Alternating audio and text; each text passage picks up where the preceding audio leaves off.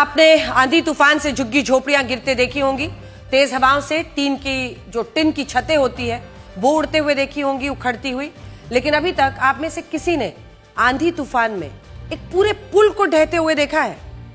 Uttar Pradesh bridge corporation और Uttar Pradesh bridge corporation द्वारा बनाए जा रहे एक पुल को तूफान में ढहते हुए देखिए। कल रात उत्तर प्रदेश के हमीरपुर में निर्माणाधीन पुल का एक पूरा हिस्सा गिर गया। इस हादसे में 6 मजदूरों की दर्दनाक मौत हुई। हादसे के बाद की जो तस्वीरें आई उसमें दिख रहा है कि मरने वाले मजदूरों पर सैकड़ों टन भारी लोहा और सीमेंट का पूरा स्लैब गिरा था।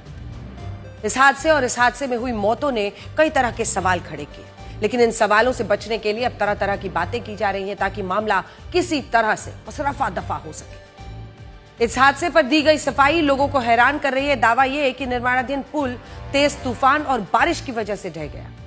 मतलब यह है कि जवाबदेही से बचने के लिए जितने पैंतरे अपनाए जा सकते हैं वो सारे अपना लिए जाते हैं।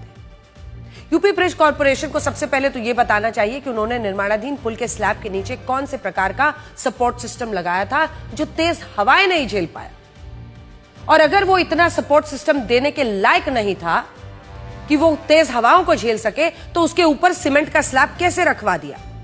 क्योंकि आमतौर पर इसके लिए भारी लोहे का इस्तेमाल किया जाता है, तब सीमेंट स्लैब रखा जाता है। उन्हें यह भी बताना चाहिए कि जिस कंस्ट्रक्शन साइट पर हजारों टन वजनी सीमेंट और लोहे को फिट किया जा रहा था उसके नीचे मजदूरों को सोने क्यों दिया गया?